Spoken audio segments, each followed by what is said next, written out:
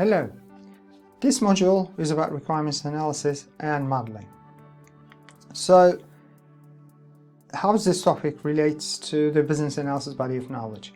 We have a particular knowledge area, requirements analysis and design definition, dedicated to this particular topic, and it's quite important as others.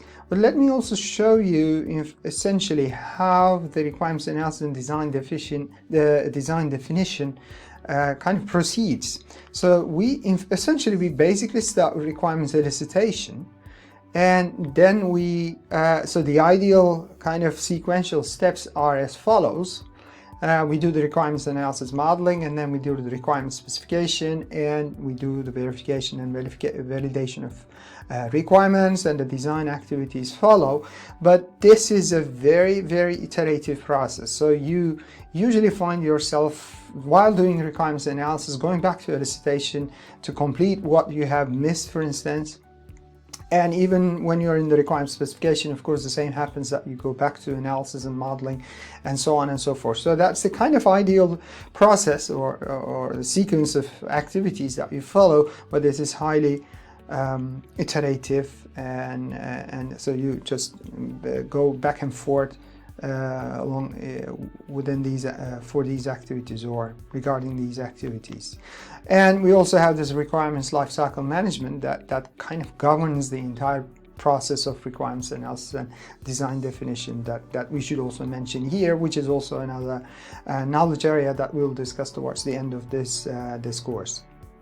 Okay, so again, how does this particular module position with respect to the BA value spectrum?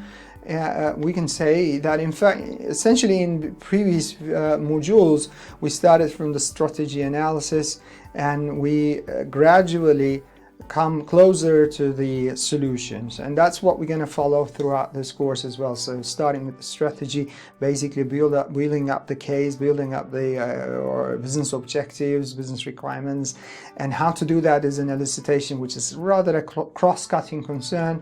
And then now we started to deal with the requirements and how we can analyze them and how we can model them. Okay, so these are the modules of this particular module, RAM.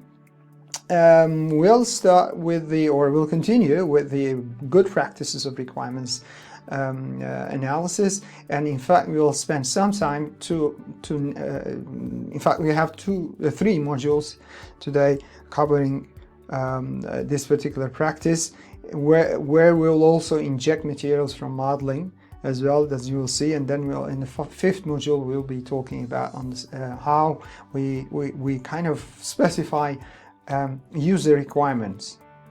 Okay, see you in the next modules then.